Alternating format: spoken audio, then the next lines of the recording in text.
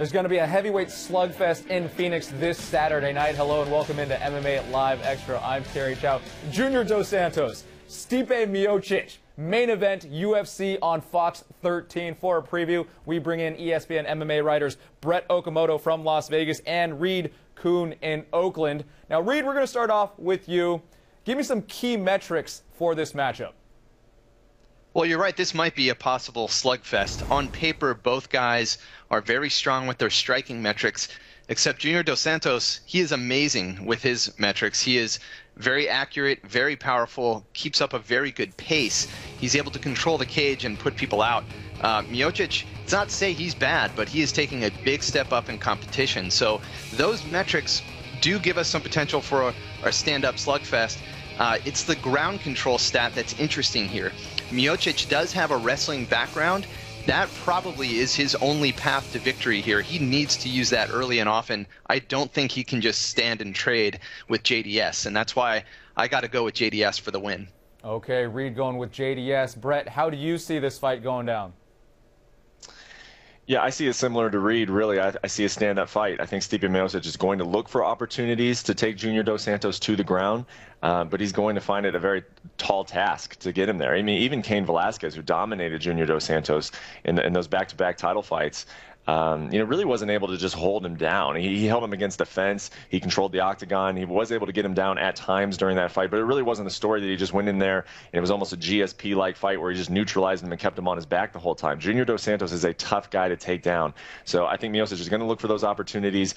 He's not going to get a whole lot of them, so it's going to turn into a stand-up fight, which Miocic, he's very confident in his boxing background, but we'll see, because as Reed mentioned, Dos Santos, there's not too many better strikers in the UFC than him.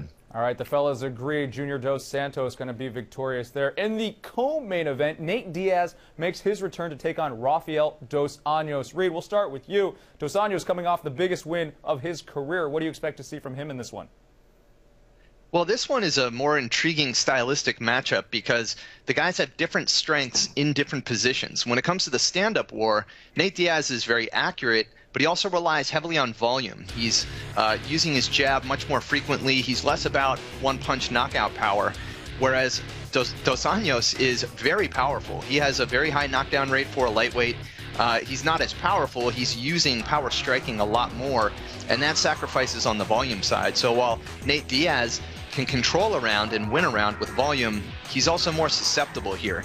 And on the mat, it's a flip. It's Nate Diaz being more dangerous with submissions, but Dos Anjos probably controlling the game a little bit better from top control. So stylistically, this is very intriguing. I expect ultimately just a very competitive fight, but position is going to have a lot to do with this. All right, we'll get your prediction in a moment. First, Brett, what's in store for the winner of this fight?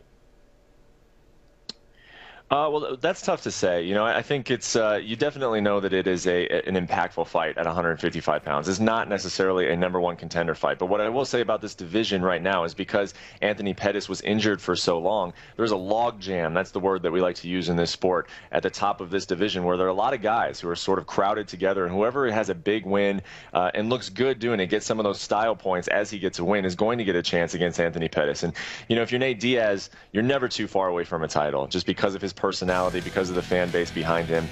He's exchanged some words with Anthony Pettis in the past, so it's a big fight for him coming off of a long layoff in which he was trying to renegotiate his contract. And then for Dos Anjos, this is a guy who's been putting his hand up saying, I'm not getting the credit that I deserve for the performances that I'm putting on. If he beats Nate Diaz, then he's beaten Ben Henderson and Nate Diaz in back-to-back fights. Then he's going to start getting a lot of attention. So not quite sure exactly what the stakes are, but they're big in this 155-pound fight. Who's going to win? It's a very tough fight. I like Rafael Dos Anjos, though. I think when, as Reed mentioned, when it's a close fight, you're not sure exactly where it's going to go. You like to take momentum. And right now, Rafael Dos Anjos has the momentum. I like him to possibly take a decision in this fight. Reed, do you agree? I do agree in this case. I most firmly predict that this is going to be very competitive, and there are also some unknowns with Nate Diaz. Anytime he steps in the cage, he's a bit of a wild card. Dos Anjos has been consistent, and I think if he grinds this out, he may get the win, but if it's a boring fight, it may also cost him a potential title shot. So he is the better known commodity here, and I'm going to lean that way with his consistency. I think he grinds this one out. Good stuff. All right, for highlights and a breakdown of UFC on Fox 13 from Brett Okamoto, be sure to check out ESPN.com's MMA page. For Reed Kuhn and Brett Okamoto, I'm Cary Chow. Thanks for watching this edition of MMA Live Extra.